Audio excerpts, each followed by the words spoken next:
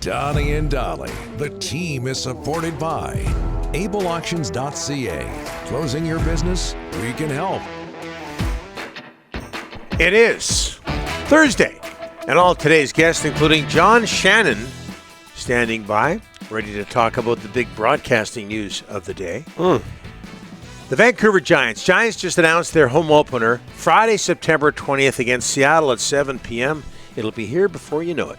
Season ticket packages now on sale.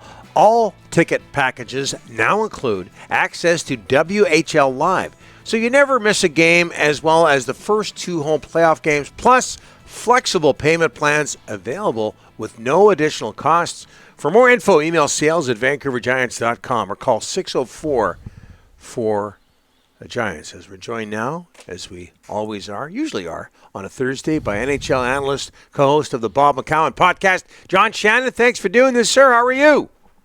I'm great, boys. How are you?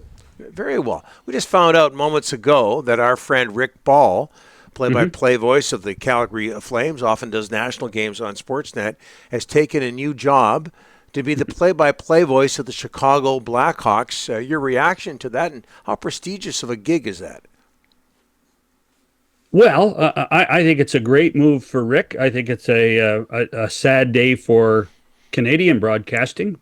I think Rick is, as you guys know, you worked with him.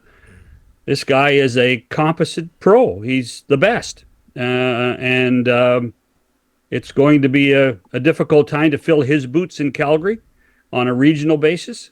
But for Rick, from a career perspective, the Chicago Blackhawks are a great hockey team that will give him opportunities probably to do some national games in the United States. So in many ways, on a personal side, I'm really happy for Rick and his family to move to Chicago and work alongside our old pal Darren Pang. Yeah.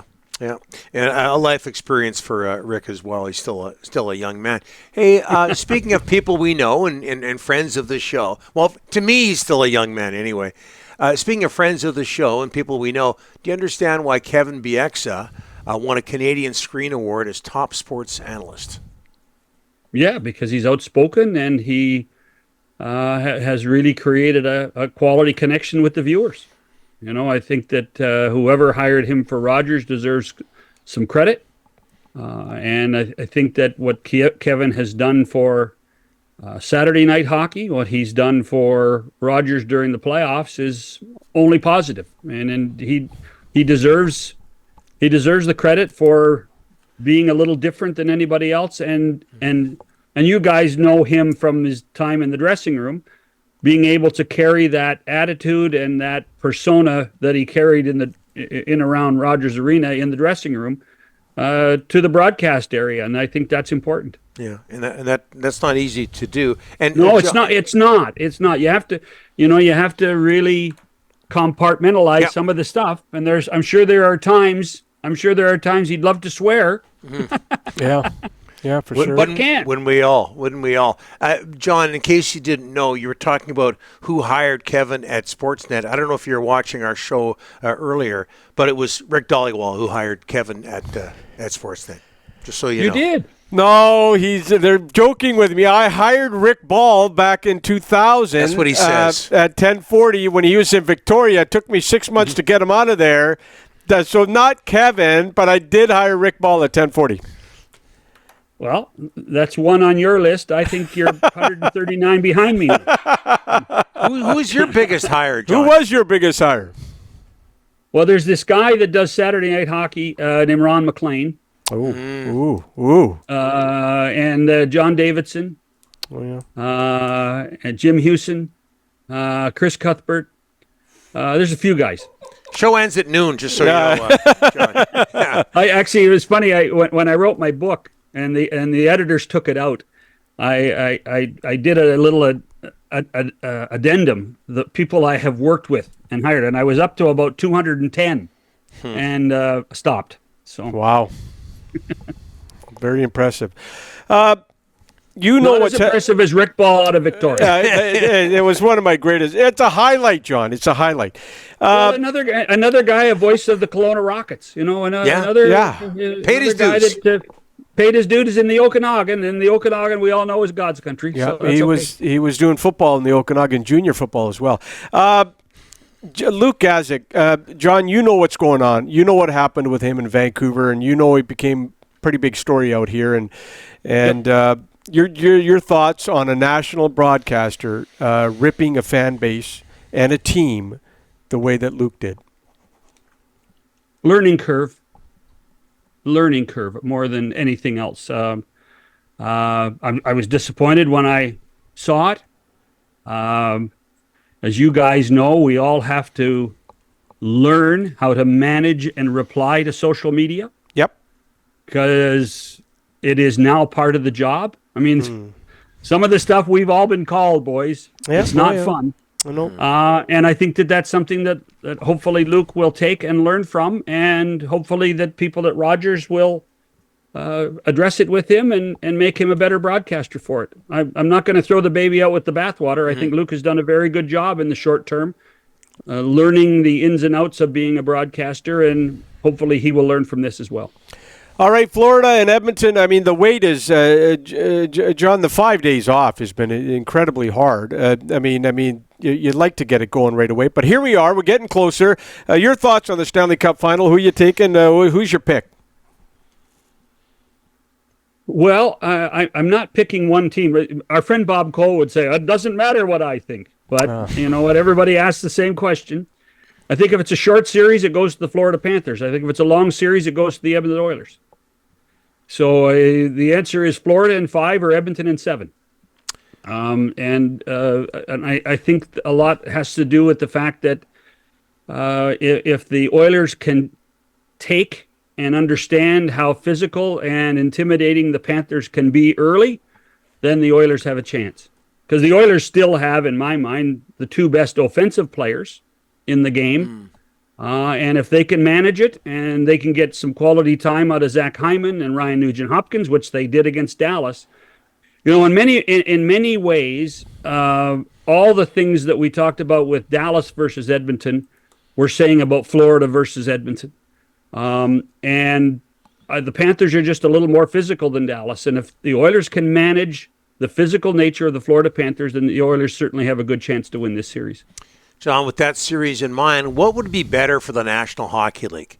The Florida Panthers, we all know their history. The Florida Panthers winning the Stanley Cup, or Connor McDavid winning the Stanley Cup?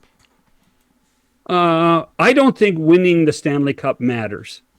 I mean, I don't think there's a best or that's really good. You know, the one thing I would say, Donnie, is that there's no question that people in the United States know that Connor McDavid and Leon Draisaitl play in Edmonton. And you have to give the league a ton of credit and TNT and ESPN a ton of credit for putting the Oilers on television all season long. Now, Oiler fans are not happy because those 8:30 local time starts suck. But in the end, it's going to pay off because there is an awareness of the Edmonton Oilers across the continent, not just across the country. So from that perspective, I don't think it matters. You know, what we're talking about in the U.S. is we're going to have alternate nights basketball, hockey, and maybe there'll be some basketball fans that will, you know, get the wrong date and tune in and watch and listen and enjoy, and realize that hockey is such a great sport to watch. And this is where the ABC partnership works, where you can cross-promote within the NBA games and within the Stanley Cup Final. And quickly, John, what you just talked about there, the fact that ESPN and TNT haven't ignored it, Connor McDavid and the Oilers, does that help explain the big bump, the big increase in ratings down south? That plus, I mean, I think these playoffs have been the most entertaining playoffs in 30 years. Absolutely. Yeah. 30 years, Donnie. As you guys know, and I know we got to go, but That's okay. As you guys know, we always have a lull in the playoffs. There's always a lull in the third round. There at the start of the second round, once in a while, there's a lull. There has not been a lull. The only lull we have right now are these darn 7 days. Yep. And the good news about that is, because I'm a cup half full guy, is that both teams will be rested. Both teams will be a little healthier. And I expect an unbelievably fast series, a physical series, and one that if it doesn't catch the imagination of non-Panther, non-Oiler fans in the first 2 games, it certainly will by time Game 3 occurs next week in Edmonton. Give us one more name. One more. Guys you hired. Oh, gosh. I'll put you on the spot here. You mentioned John Davidson, Ron McLean. Yeah, I know. Well, I started at the top, and I decided to work my way to Greg Millen. Greg Millen's on that list, too. Yeah. So there's a few guys. Oh, and Kelly Rudy. Oh, wow. Yeah, nice Kelly one. Rudy. I met Kelly Rudy on an airplane flying from Edmonton to Los Angeles. He had the flu, so he didn't fly with the Kings home. So he flew and sat beside me. I didn't catch the flu from him. And within about 2 months, I offered him a job as a panelist on the playoff panel on Hockey Night. And then the following year, when he made the playoffs, we hired Glenn Healy. Sorry. No problem. I love listening to Kelly Rudy talk hockey. John, thanks so much for this. Appreciate it. Well, but it's not as good as Rick hiring Rick. No. I mean, that goes without saying. You can't match Rick. You're not going to hiring top that. No, Yeah. you can't top that. No. Can't top People in that, John. Victoria are not happy with you, Dollywall. Yeah. All right, John. Thank you. Thank you, John. Appreciate it. Cheers, boys.